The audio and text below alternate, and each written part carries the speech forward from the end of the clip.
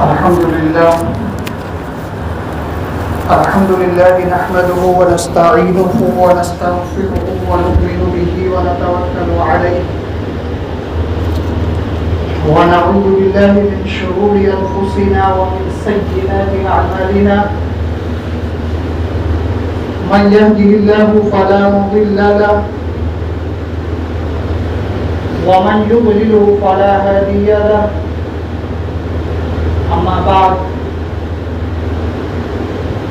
فقد قال الله تبارك وتعالى في كلامه العزيز والفرقان الحميد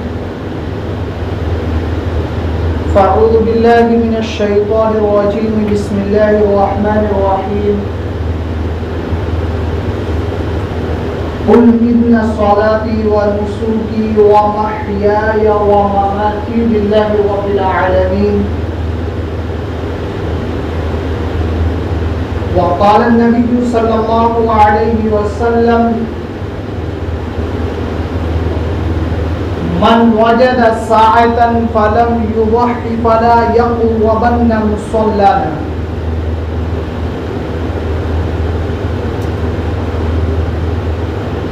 سامعین اعزاز،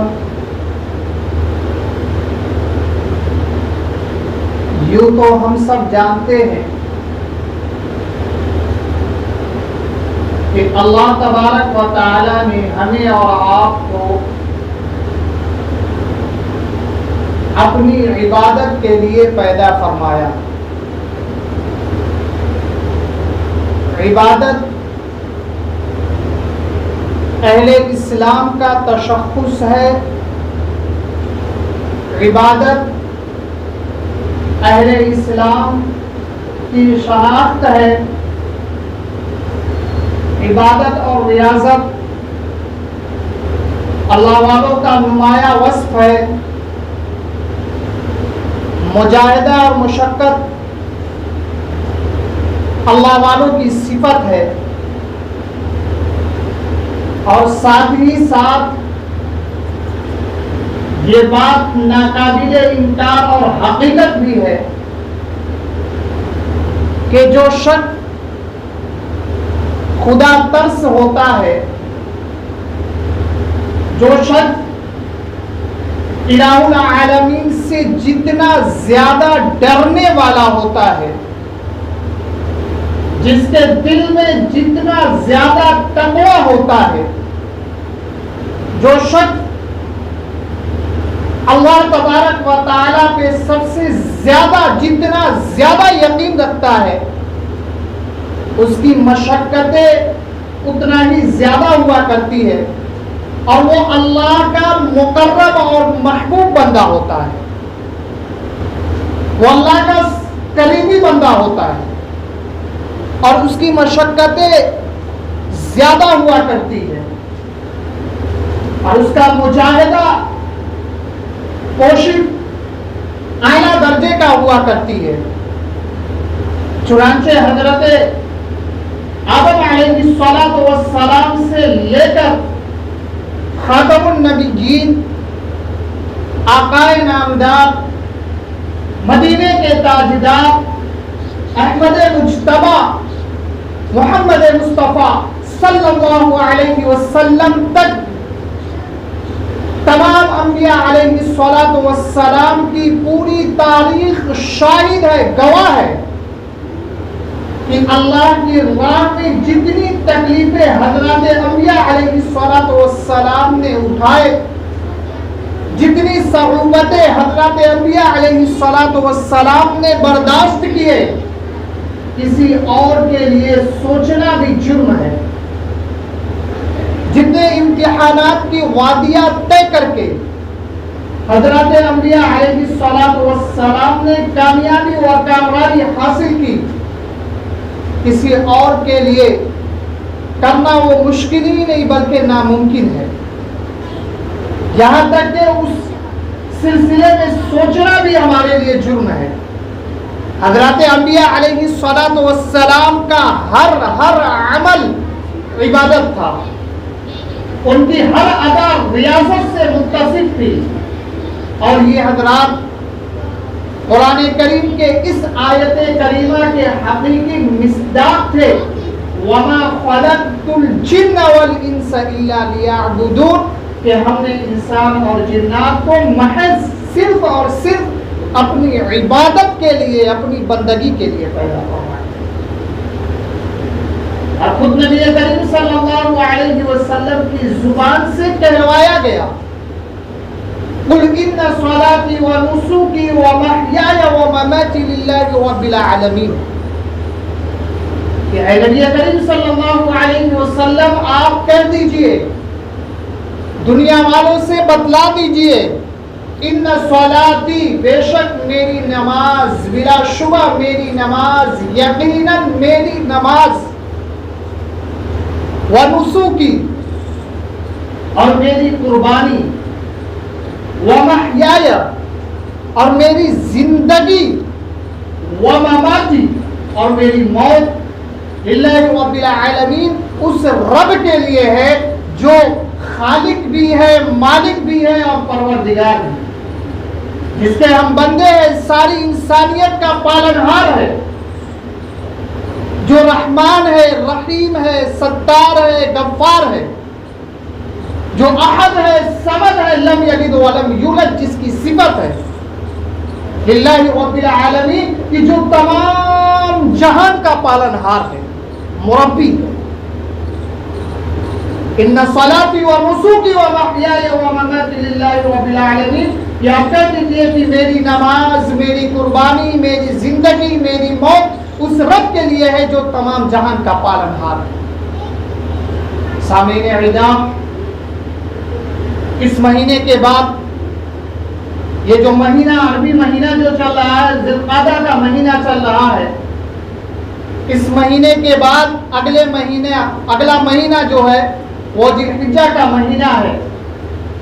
اور ذی الحجہ کی 10ویں، 11ویں اور 12ویں تاریخ کو عید الاضحیٰ کا دن ہے۔ یہ عید الاضحیٰ جسے ہم اور آپ بقرعید کے نام سے جانتے ہیں، یہ مبارک دن جو دو پیغمبروں کے امتحان کا نتیجہ ہے، یہ مبارک دن ہمیں جو عطا کیا گیا ہے، یہ مبارک دن جو ہمیں ملا ہے، یہ حضرت ابراہیم علیہ السلام اور ان کے بیٹے حضرت اسماعیل علیہ السلام کی قربانیوں کا ثمرہ ہے۔ اللہ تبارک و تعالیٰ کو ان حضرات کی اطاعت و فرما برداری، امتحان خداوندی کی تیاری اور اس میں کامیابی و کامرانی سے اتنی خوشی ہوئی کہ قیامت تک آنے والے مسلمانوں کو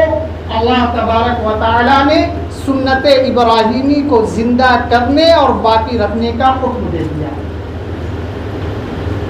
سامعین اعزام، اللہ تبارک و تعالیٰ کی قدرت کے کرشمے میں غور تو کیجئے کہ اللہ تبارک و تعالیٰ نے ہم مسلمانوں کو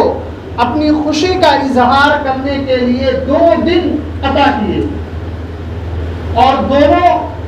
ایک بہت ہی اہم عبادت کی تکمیل کے بعد اللہ تبارک و تعالیٰ نے عطا کیا۔ رمضان المبارک کے مبارک مہینے کے تکمیل کے بعد، رمضان المبارک کے مبارک مہینے میں روزہ، تلاوت، قرآن، تراویح، الغرب، وہ تمام کام جس کا حکم اللہ تبارک و تعالیٰ نے ہمیں دیا، ہم نے اس پر عمل کیا، تو اللہ تبارک و تعالیٰ نے اس کی خوشی میں انعام کے طور پہ ہم مسلمانوں کو عید الفطر کا دن عطا کیا، اور فرمایا کہ دیکھو، بدنی عبادت کے بعد تمہیں خوشی کا اظہار کرنے کے لیے عید الفطر کا دن دیا جا رہا ہے، اور صدقۃ الفطر ادا کر کے اپنی خوشی اور شادمانی کا اظہار کرو، اور مالی اور بدنی عبادت کرنے کے بعد، سفر کی صعوبتوں کو برداشت کرنے کے بعد، حج جیسی اہم عبادت کو انجام دینے کے بعد، اللہ تبارک و تعالیٰ نے عید الاضحیٰ جیسے مبارک دن کو عطا کیا، اور فرمایا کہ ان دنوں میں بھی تم اپنی خوشی کا اظہار کیا کرو. جس طرح صدقۃ الفطر کو ادا کر کے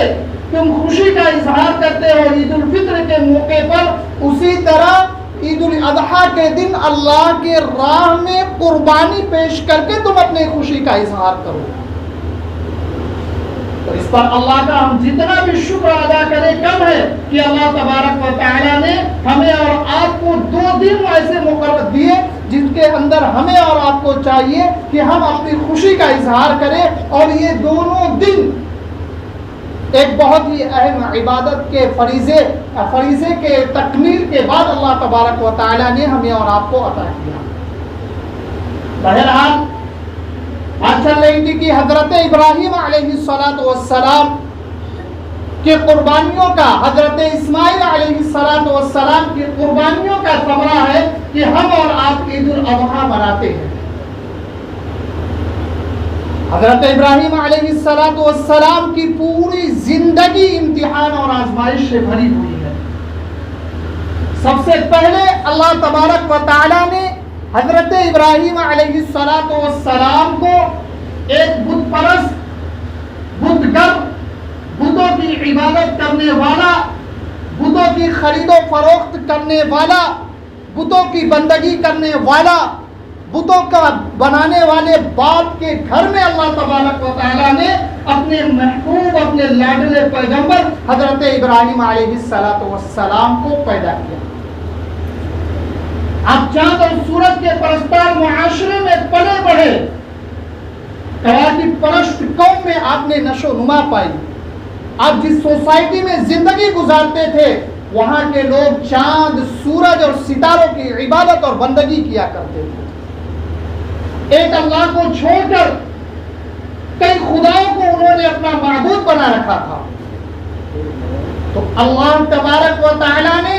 حضرت ابراہیم علیہ السلام کو بچپن میں ہی امتحانات کی دنیا میں لگا دیا اور حکم دیا کہ اے میرے محبوب، اے میرے لاڈلے، اے میرے پیغمبر، سب سے پہلے تو اپنے گھر میں میری خدائی کا اعلان کر. سب سے پہلے تم اپنے گھر میں میری خدائی کا اعلان کر، اس کے بعد نمرود کے دربار میں جا کر میری وحدانیت، میری حقانیت، میری سمادانیت کو بیان کر. چنانچہ حضرت ابراہیم علیہ السلام نے اپنے والد آزر سے پوچھا، یا ابت لم تعبد ما لا يسمع ولا يبصر ولا يغني عنك شيئا، کہ اے میرے ابو جان، آپ ان بے جان پتھروں کی کیوں عبادت کرتے ہیں؟ کیا آپ جانتے نہیں؟ آپ کو معلوم نہیں؟ آپ کے علم میں یہ بات نہیں ہے کہ یہ بہرے ہیں، سن نہیں سکتے؟ ولا يسمع، آپ نے تو ان کی آنکھیں بنا دی. ولا يبصر، یہ اتنے کمزور اور نادار اور اتنے بے بس ہے کہ یہ اب دیکھ نہیں سکتے. ولا يغني عنك شيئا، کہ یہ اتنے کمزور اور بے بس ہے کہ یہ آپ کو فائدہ نہیں پہنچا سکتے، تو آپ ان کی عبادت میں کیوں لگے ہوئے؟ اتنا سننا تھا کہ آزر طیش میں آ کر کہتا ہے لَإِن لَمْ تَنْتَهِ لَأَرْجُمَنَّكَ وَاهْجُرْنِي مَلِيًّا، کہ اے ابراہیم اگر تم نے اپنی حرکت نہ بدلی، اپنے ان سوالات سے باز نہ آئے اور یوں ہی سوالات پہ سوالات کرتے رہے، تو یاد رکھو میں تمہیں اپنے گھر سے نکال دوں گا، تمہیں سنگسار کر دوں گا، تمہیں پتھروں سے ماروں گا. لَأَرْجُمَنَّكَ وَاهْجُرْنِي مَلِيًّا، میں تمہیں سنگسار کروں گا. حضرت ابراہیم علیہ السلام نے فرمایا کہ اس میں کون سی بڑی بات ہے، میں اپنے مالک حقیقی کی تلاش میں دنیا اور اس کے تمام چیزوں کو ترک کر دوں گا، دنیا اور اس کے تمام چیزوں کو چھوڑ دوں گا. فرمایا سلام علیک سأستغفر لک ربی انہ کان بی حفیظا، کہ اے ابو جان اللہ حافظ، اللہ آپ کی حفاظت کرے، ابھی تک آپ میری ذمہ داریاں نبھاتے آ رہے تھے، آپ میرے والد محترم ہیں، آپ نے میری پرورش کی ہے، اس لیے میں آپ کے بھگانے سے پہلے ہی میں آپ کا گھر چھوڑ کر جا رہا ہوں۔ البتہ آپ کو ایک بات بتلا دیے جا رہا ہوں کہ آپ میری ابھی تک پرورش کرتے آئے ہیں، اس لیے میں اپنے پروردگار سے دعا کروں گا کہ اللہ تبارک و تعالی آپ کی مغفرت فرمائے، کیونکہ میرا پروردگار بڑا ہمدرد، نہایت رحم کرنے والا۔ حضرت ابراہیم علیہ السلام نے اپنے گھر بار کو چھوڑ دیا۔ یہ ہے حضرت ابراہیم علیہ السلام کا پہلا امتحان، جو اللہ تبارک و تعالیٰ نے ان کو حکم دیا تھا کہ اے ابراہیم، سب سے پہلے تم اپنے گھر میں میری خدائی کا اعلان کرو، اب اس کے بعد نمرود کے دربار میں جا کر میری وحدانیت اور حقانیت کا پرچم لہرانا۔ وما علینا الا البلاغ۔